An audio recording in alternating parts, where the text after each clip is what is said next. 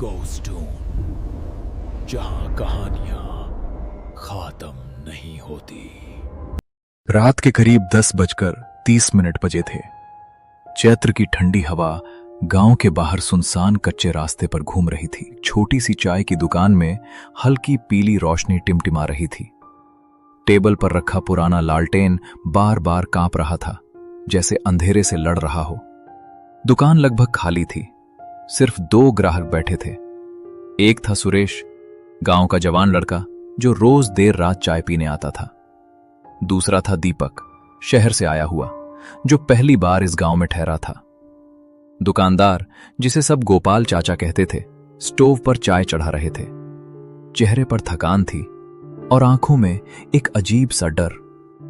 चाचा, आज तो दुकान पर बड़ा सन्नाटा है, क्या सब लोग जल्दी सो गए? गोपाल चाचा हल्का सा मुस्कुराए, मगर उनकी आंखें बुझी हुई थीं। गोपाल चाचा: सन्नाटा तो बेटा कई सालों से है। लोग आते हैं, चाय पीते हैं और जल्दी चले जाते हैं। पहले का समय अलग था। दीपक: कैसा अलग? गोपाल चाचा: पहले यहां बुजुर्ग बैठते थे, चाय पीते थे और अपनी जिंदगी की कहानियां सुनाते थे। कुछ मजेदार, लेकिन ज्यादातर डरावनी। अब कोई सुनना ही नहीं चाहता। दीपक: भूत प्रेत की बातें, वो सब तो बस कहानियां हैं। असल जिंदगी में कुछ नहीं होता। अगर वो सिर्फ कहानियां होती तो शायद मैं आज भी निडर बैठा होता। गोपाल चाचा लालटेन की लौ सीधी करते हुए दोनों के करीब झुके। गोपाल चाचा: अगर चाहो तो एक सच्ची घटना सुनाऊं? सुरेश: सच्ची है तो जरूर सुनाइए। कई साल पहले हर शाम एक बूढ़ा आदमी यहां आता। नाम था हरिदास। झुका हुआ शरीर, सफेद दाढ़ी और आंखों में अजीब थकान। हर बार एक ही बात कहता। हरिदास: बेटा, शाम ढलने के बाद नदी वाले मोड़ पर मत जाना। मैं हंस देता था। सोचा बुढ़ापे का वहम है।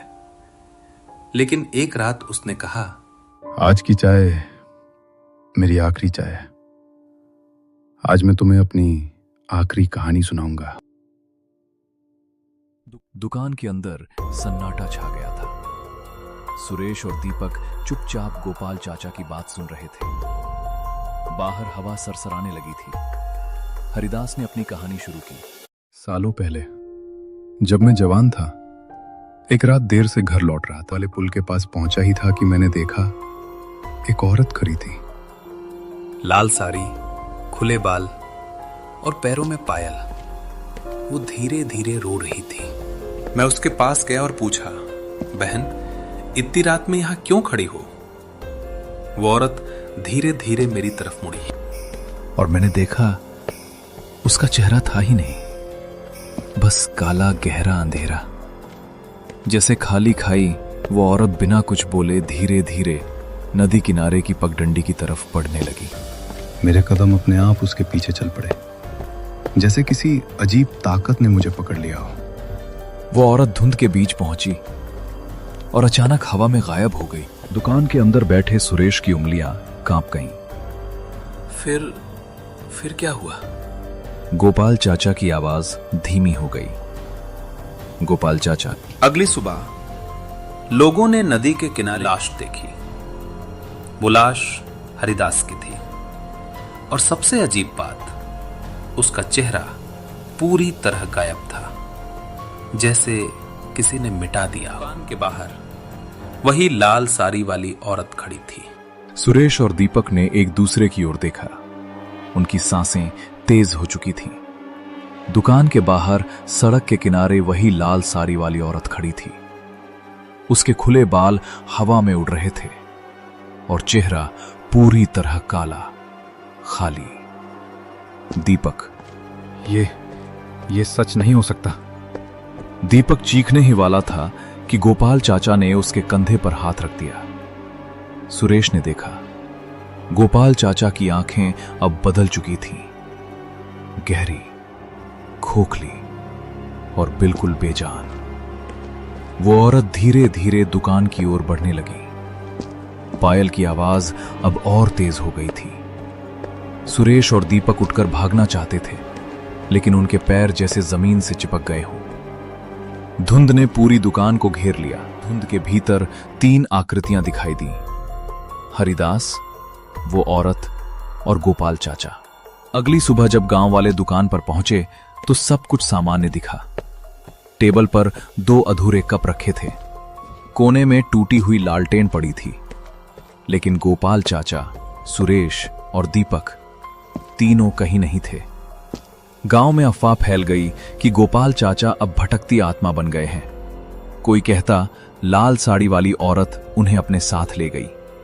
एक चरवाहे ने कसम खाकर कहा, मैंने अपनी आंखों से देखा, दुकान फिर से खुली थी, स्टोव पर चाय रखी थी, धुआं निकल रहा था और अंदर कोई बैठा चाय पी रहा था, मगर उसका चेहरा धुंध से ढका हुआ था।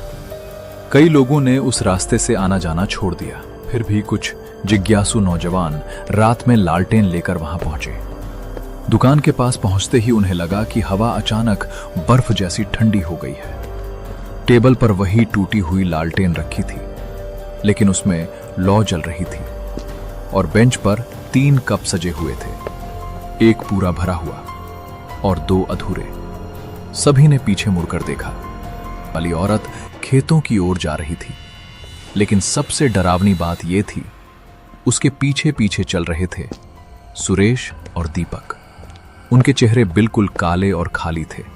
गांव वालों ने चीखते हुए वहां से भागकर अपनी जान बचाई। और आज भी अगर कोई आधी रात के बाद उस रास्ते से गुजरता है तो उसे धुंध में 3 साए चलते दिखाई देते हैं और सुनाई देती है